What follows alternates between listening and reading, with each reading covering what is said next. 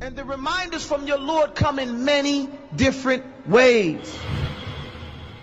You could see something in the street happening, and that's a reminder for you from your Lord. You could see a car accident. You could see an old person in the street or a young person being born into the world, and that's a reminder for you. Tilka ayyamu nudawwiluha bayna an-nas. These are the days that Allah tricks them, turns them back and forth. He gives us these vicissitudes of life. One day we live, one day we die. One day we celebrate life, one day we celebrate and commemorate death or a life. And we never know when it's going to be us or someone dear to us. اقترب للناس حسابهم. The people's account, your account, is getting closer and closer. What do you think is going on when we start going gray? I mean, that's a major sign. And most of us here are going gray. We have some gray. How long do you think you're going to live? What do we as the Muslims believe? And what does our belief make us do? Because what we're talking about here is general. Everybody wants a quick fix. There is no quick fix in Islam. The confusion or the difficulty of Islam is in its simplicity. Lahiyatan qulubuhum. Allah gives it to us right there. Our hearts are distracted. Alhaakumut takathur. What are they distracted with? We're distracted with these petty things. TV, buildings, car, money, fame, business. Lahiyatan qulubuhum. Their hearts are filled with these things. And so this is why we're not paying attention to the details of life. This is why we'd rather clean our throat and get mad at our wives if our clothes for Juma are not ready, but not do any self-reflection to make sure our hearts are ready.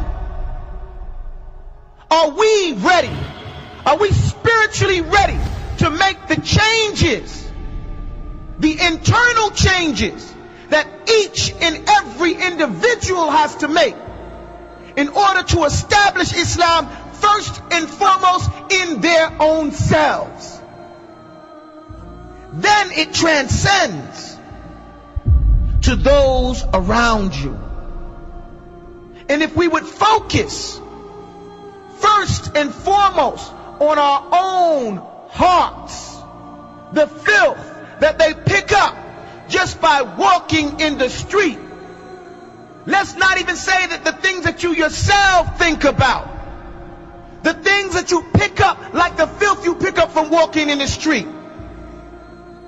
the music that gets in there, the hatred, the animosity, the bad taste, the guilt.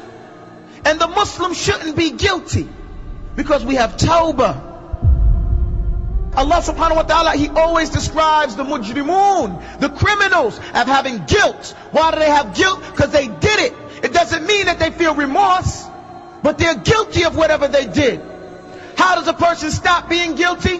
He repents and he follows up a bad deed with a good one. A criminal is not considered a criminal if he's paid his debt to society. We pay our debts to Allah subhanahu wa ta'ala for violating His laws by repenting back to Allah and following up that bad deed, that bad thought with a good one. And we purify our hearts. We set ourselves right by returning back to that right position.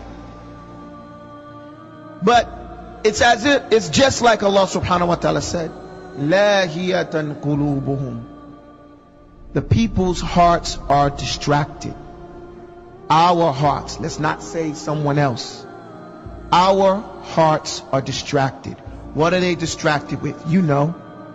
Everybody here knows what his dhamir, what his conscious is considering.